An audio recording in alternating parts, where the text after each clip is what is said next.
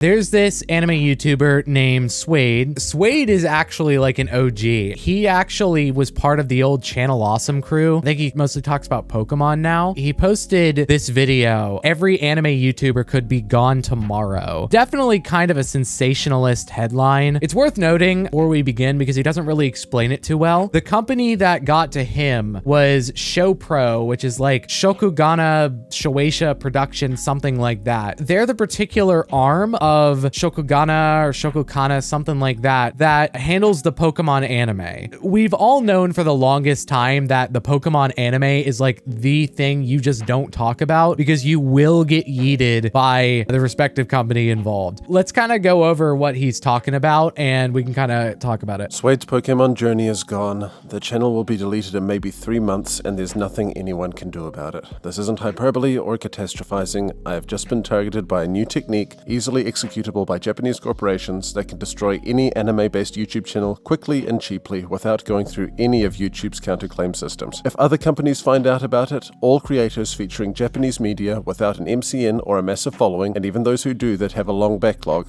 could be removed from YouTube permanently within months from now. Here's what happened to me over the last week or so, why it's important, and how if YouTube doesn't make big changes soon, any creator using Japanese IP in any way could have their channel, which may well be their entire livelihood, deleted and have to pay a large fine on top of it. All completely legally. At any time. Like with many similar channels such as Team 4-Star, I have had run-ins with the company that owns the rights to the Pokemon anime, Shogakukan Shueisha Productions, hereafter referred to as ShoPro.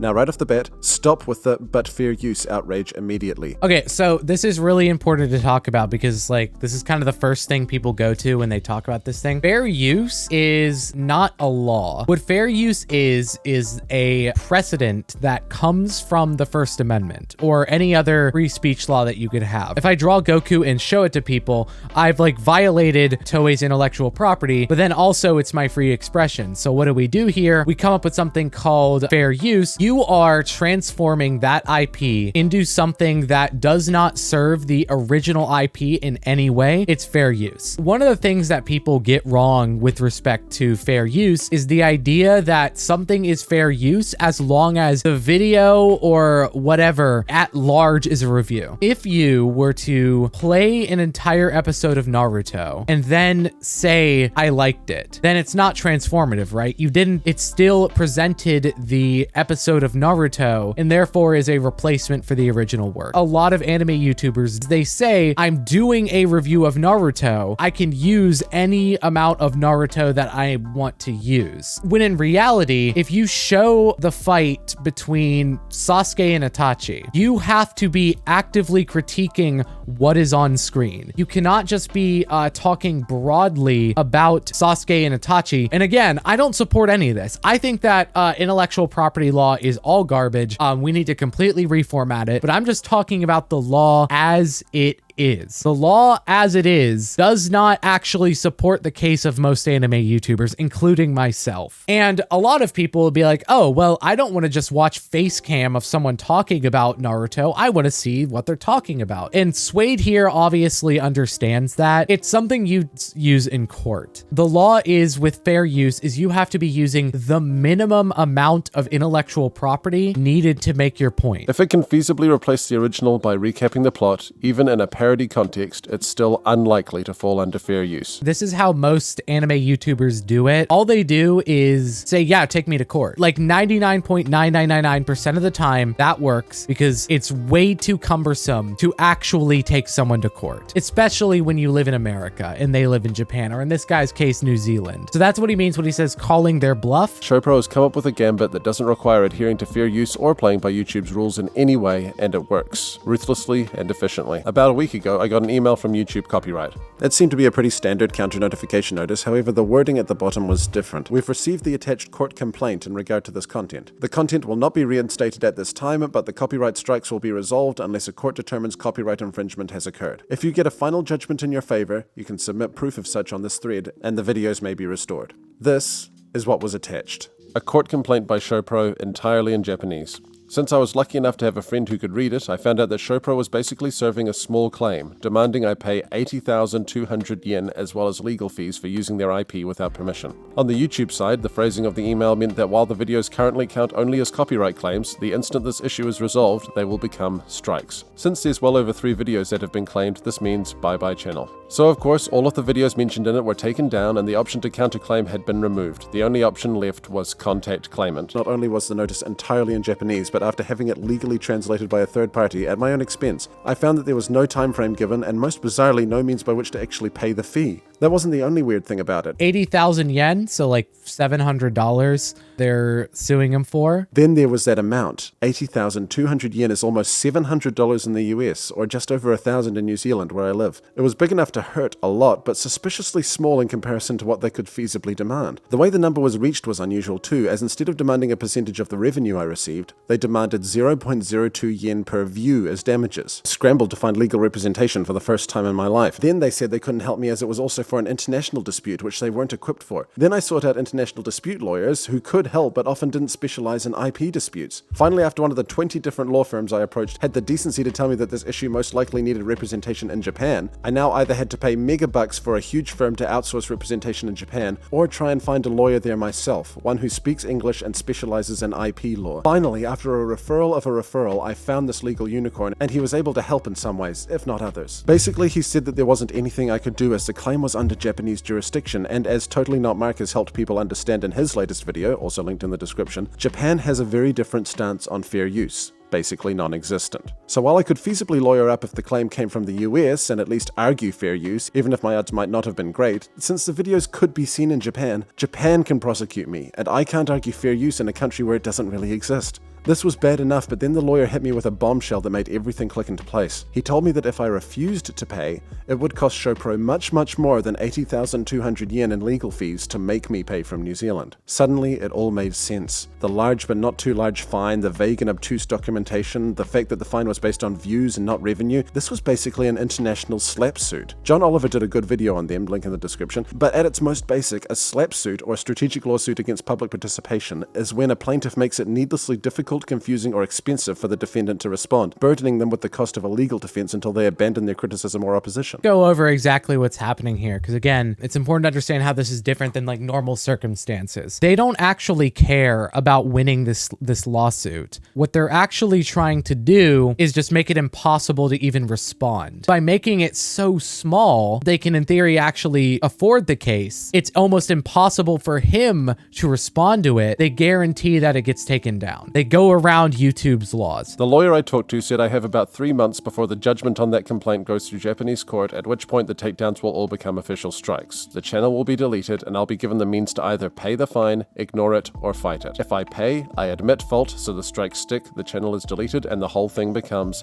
legal precedent. If I ignore it, they probably won't pursue it, but the channel will still be deleted and I'll never be able to visit Japan, one of my lifelong dreams, without the risk of being grabbed at the border and fined. If I choose to fight, I would have to spend massive amounts of money hiring an international lawyer in a country where fair use isn't really a thing, and they are completely within their legal rights to do so. I want to emphasize here that although they are doing it in a particularly petty, aggressive, and jerkish way, ShoPro are not doing anything wrong. Unless a miracle occurs, it looks like they've finally beat me, and for the majority of cases, they could beat everyone else too. It's the thing, like nobody cares about anime, so there's already such a precedent with like streaming games. Like Nintendo, I guarantee you, they could in theory sue every single Twitch streamer top to bottom over playing Legends of Arceus. It is not really fair use to just sit there and play the game answering chat occasionally. What would happen if they did that? D-Mimic says people would lose their shit. Silent HXX says Nintendo gets canceled. The Electronic Frontier Foundation spend tens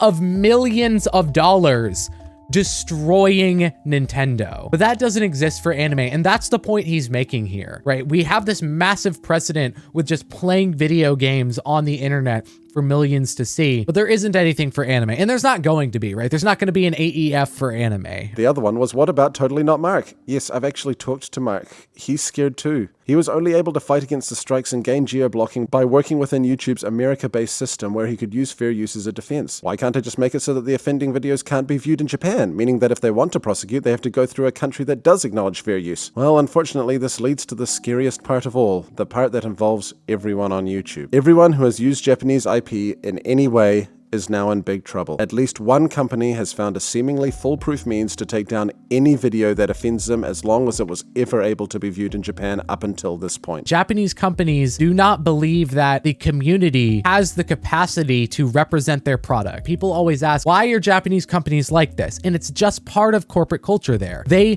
do not believe that the average person, they do not believe that their audience, that their customers have the capacity to represent their products, have their capacity to represent their IPs correctly. I guess that's the easiest way to think about it. In Japan, appearances are everything, which means that seeps into corporate culture where they want to make sure that their IP appears exactly how they want it. Geo-blocking isn't available to creators without a significant IP of their own or a membership in an MCN. They found a way to circumvent both the counterclaim system and fair use, and they can do it in 2 easy steps. Step 1, create a rudimentary small claim in Japan, aim it at the offending creator, and send it to YouTube, demanding that the videos be taken down. Make the fine too big to ignore, but too small to be worth legal fees. Make it confusing and obtuse. Step 2, since it counts as legal proceedings, YouTube steps back and washes their hands. The videos go down instantly with no option to counterclaim. The YouTuber is forced to challenge you in your country. This will be near impossible for them without expensive representation. If this becomes a precedent, anime YouTube could be effectively gone in months. I may be the first, but I'm almost definitely not going to be the last, and all of your favorite anime YouTubers, big and small, could be hit with the ShoPro gambit right now. There is one way to prevent this from happening in the future. For anime YouTube to survive, all creators need geo-blocking. If YouTube wants anime-based content, or any kind of Japanese IP-based content, not to be effectively purged, they will need to allow all creators to choose which countries their videos can be seen in, fast. If videos containing Japanese IP are allowed to be blocked in Japan or other countries that don't really recognize fair use, it means that rights holders in those countries will need to work through countries that do. The imminent threat of near instant dismissal simply for using any Japanese IP also needs awareness. We've all learned long ago that nothing happens on this site unless something goes viral and a noise is made. So please, make some noise. That's basically the full issue. It does seem like if other companies start using this, everyone could be fucked, but it's also not clear that they're going to do it, but it's also a big company that did it, right? Shogakukan Shueisha. Maybe they were just testing it on him. You know, it was suspicious about how random it was that